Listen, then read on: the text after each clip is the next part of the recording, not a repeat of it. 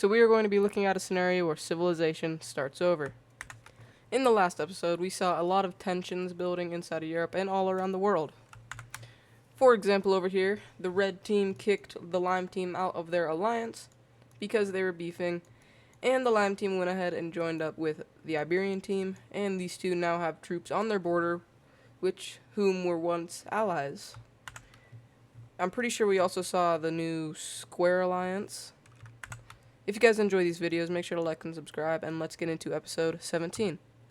Let's start off over here in Central Asia, where we have a new country being formed, and this country is very, very, dramatic, and it's kind of like, people aren't gonna like this country.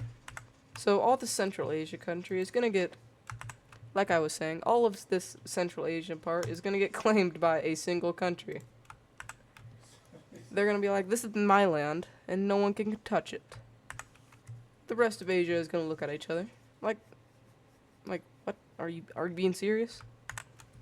And they're like, yeah, I am being serious. This is all my land, and my land only. And within probably a week, it falls apart, and then the rest of Asia attacks it. We have this really rich country because it has a lot of trade going through it. They start invading, and also I forgot to say, a new layer, and it is trade routes. As you can see, I forgot to set up a trade route over here because it's not really a major trade route yet. It is being under construction, but they're still getting a lot of money from it. All these black lines are trade routes. Well, they're major trade routes. As you can see right here, they're building a major trade route right here. Over here in India, there's a couple because India was really rich. Expect a lot of wars and, expect them to be more completed over time. Like over here in the Middle East, they haven't begun construction over into Iraq. But like I was saying, pockets of this break away because this was not set up properly. And these are kind of what it looks like with this red country being the strongest. This is not the red Italian team, by the way. And the rest is gonna fall over to a rebellion over here. And yeah, let's look at the completion of Central Asia. This is probably earlier than real life, but don't worry. It might not last long. Here is the peace treaty of Central Asia. First off, even though the purple democratic country didn't join in on this war, they still gained land because really they have no enemies. They are extremely neutral, and everyone respects them. We have a new light pink country popping out. This is the second strongest from this blowout. The strongest is this red one, and this one's pretty big. It's a little unstable, but the most unstable one is the green and gold, which the green team gained land because a rebellion was in support of joining up with the green country. But the rest of these countries, they're probably gonna be extinct very soon. So, yay. Central Asia is filled, and probably a lot sooner than it should have, but it's okay. Over in the tail of Siberia, we have the kind of Siberian country, and we explore a little bit more. It gets too cold for them, so they have to head back. But we have Japan and Northern Korea expand up in the southern part. Over here in Siberia, though, we see a full exploration by the Russians mainly, because, the Seafoam Greens Siberian country is more focused on the tail of Siberia. Over here in Asia, we have a extremely neutral country, being the Philippines.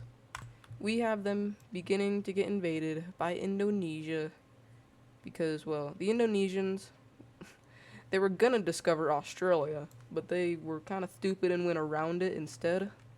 Not only that, we also have Vietnam invading in through the north, cutting off China because China was also planning on invading the Philippines, surprisingly. Vietnam jumps over to this island, but that's really all they're willing and also capable to get before Indonesia gets the rest. Indonesia is now pissed about this, and they're going to start invading into Vietnam. They don't have many troops on this border with Vietnam, but it's enough to get pretty far in. Vietnam sees this, and they're like, what did we do to you? Vietnam is not as strong as Indonesia, but they will be able to push back them a little bit. Vietnam's like, okay, if we give you some more of, well, the Philippine Islands, will you leave our country? And, well, Indonesia responds by going down the coast more and up. More military has arrived, and I don't know if, like, the big rainforest is over here. I don't think it is. Vietnam is really mad now, and they send military, and they start pushing back against the Indonesians, and they're actually able to kick them fully out of their territory, but no gains are made into Indonesia, as they are kind of like guerrilla fighting their way, and even managed to push the Vietnamese out of, well, push the Vietnamese into their country. Vietnam is gonna surrender and just give all of the Philippine Islands over to Indonesia. Stupid islands, Vietnam says. Shouldn't have never gotten involved with stupid islands. Indonesia is gonna gain quite the population from this, and also a lot of major cities with a lot of population and resources. China is pretty mad about this because they held pretty good relations, and then Vietnam, who's not on the side of Indonesia, but it's like, but you were heading down to invade the Philippines. Like, what are you talking about? In China, they're gonna like, are you sure you want to mess around? Because you'll find out. The Philippines start crying because they have no friends. And then we go over here to Iceland, as some Norse, or Norwegians, if you want to call them that, who are, well, they're trying to get out of Iceland because a volcano just exploded. So they're trying to flee, and they flee over this way when they're supposed to go this way. They go, and they make a landing in Greenland, and they start, like, exploring. This is, like, probably around 10,000 men who are trying to escape, and somehow they didn't realize they were going the wrong way. They think they're back in Greenland until they realize it is freaking cold over here, and no towns have been seen yet. And so they leave, go back to Iceland. Some of them die from the volcano ash. The ones that do survive head back to the Norwegian capital, and it's like, we might have just found another island, so if you want to send some people out there, we might be able to, like, discover more of it. So they go over to Iceland. Some of them die. They're about to leave when a thunderstorm happens, and it takes them off track and begins sending them over to Greenland.